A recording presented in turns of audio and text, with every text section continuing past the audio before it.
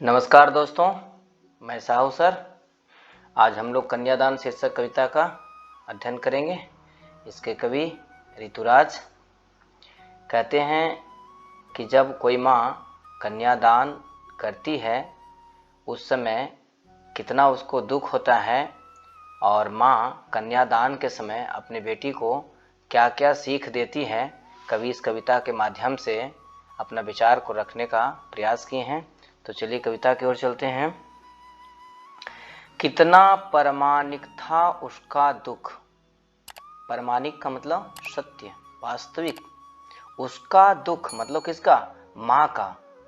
लड़की को दान में देते वक्त, लड़की को दान में देते वक्त, वक्त का मतलब समय।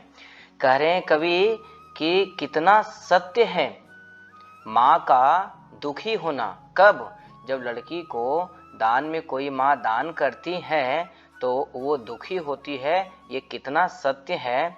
कहते हैं कि जैसे वही उसकी अंतिम पूंजी हो। किसकी? माँ की। जैसे लगता है कि लड़की जो है से दान कर रही है तो अपना सारा कुछ दान कर दे रही है। लड़की ही उसकी अंतिम पूंजी थी। अब उसके पास जो है से कुछ शेष नहीं रह जाएगा। अब उसका कोई भी सहारा नहीं रहेगा लड़की को दान देने के बाद। लड़की अभी सियानी नहीं थी। सियानी का मतलब समझदार। कह रहे हैं कि लड़की अभी सियानी नहीं हुई थी, बड़ी नहीं हुई थी। अभी इतनी भोली सरल थी। अभी जो है से इतनी सीधी सादी, भोली और सरल स्वभाव की थी कि उसे सुख का आभास तो होता था। आभास का मतलब एहसास। लड़की को सुख का एहसास था। सुख क्या चीज होता है वो जानती थी, क्योंकि जब लड़की माँ के घर में रहती है तो उस पर कोई आपत्ति विपत्ति आता है तो माँ और परिवार के लोग उसे हर लेते हैं, जिसके चलते दुख का एहसास लड़की को नहीं होता है। दुख क्या होता है उसके बारे में नहीं जान पाती है। लेकिन जब ससुराल जाती है तो उसके सारे चीजों का सामना करना पड़ेगा। लेकिन दुख वाचना नहीं आता था। वाचना का मतलब पढ़ना, सहन करना। दुख क्या चीज होता है उसको ना पढ़ सकती थी ना वो सहन कर सकती थी। इसका अनुभव उसको नहीं था। पाठिका थी वह धुंधले प्रकाश की। वह इन सब चीजों, पाठिका का मतलब पढ़ने वाली। क्या चीज पढ़ने वाली? माने जो ऐसे सामाजिक और पारिवारिक जो जानकारी होता है उसे नहीं था, उस पर थोड़ा बहुत जानकारी इसे था। कुछ तुकों और कुछ लयबद्ध पंक्तियों की, मतलब क्या हुआ, उसे स्त्री की परंपराओं की, रीति रिवाजों की थोड़ी बहुत जानकारी थी, उस पर कोई विशेष जानकारी उसे नहीं थी। इसलिए कहा यहाँ कवि कि धुंधले प्रकाश था, माने इस पर थोड़ा सा ज्ञान उसको था, बहुत कम था, नहीं बराबर। माँ ने कहा पानी में झाँक कर। पानी का मतलब होता है बेटी।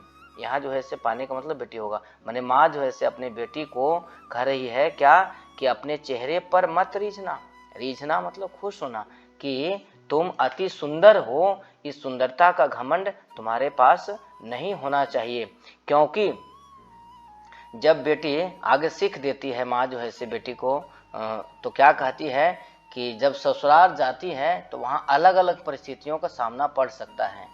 लोगों के ताने भी सुनने को मिल सकते हैं। इससे घबराने की जरूरत नहीं है। और वो समझाते हुए कहती है कि आग रोटियां सेकने के लिए है, कि रोटी बनाने के लिए आग जो है सो रोटी पकाने के लिए है, जलने के लिए नहीं। कभी क्या होता है कि पारिवारिक छोटी छोटी पारिवारिक उलझनें होती हैं, उसमें जो है से घबरा जाती है और वो अपने आप को आग के हवाले कर लेती है। तो ऐसा मत करना। वस्त्र और आभूषण शाब्दिक भ्रमों की तरह बंधन है स्त्री जीवन के। ये वस्त्र जो सुंदर हैं, आभूषण हैं, ये सब क्या है? शाब्दिक भ्रम है। स्त्रियों के लिए एक प्रकार का बंधन है। स्त्रियां इसी बंधन में जो है से बंध करके जीवन भर रह जाती है। अंतिम पंक्ति में माँ क्या कहती है कि माँ ने कहा लड़की होना पर लड़की जैसी दिखाई मत देना। कि लड़की होना मतलब लड़की का गुण होना चाहिए। तुम्हारे अंदर कोमलता, सुंदरता, आदर्श, संस्कार, ये जो स्त्री के गुण होते हैं वो सारे होने चाहिए। लेकिन ये तुम्हारे अंदर नहीं होना चाहिए कि तुम कमजोर रहो, निरी रहो, ताकि इसका जो है से कोई तुम्हारे फायदा को उठा ना ले। और जब भी परिस्थिति आए तो उसका परिस्थिति का डट करके सामना करना चाहिए। धन्यवाद।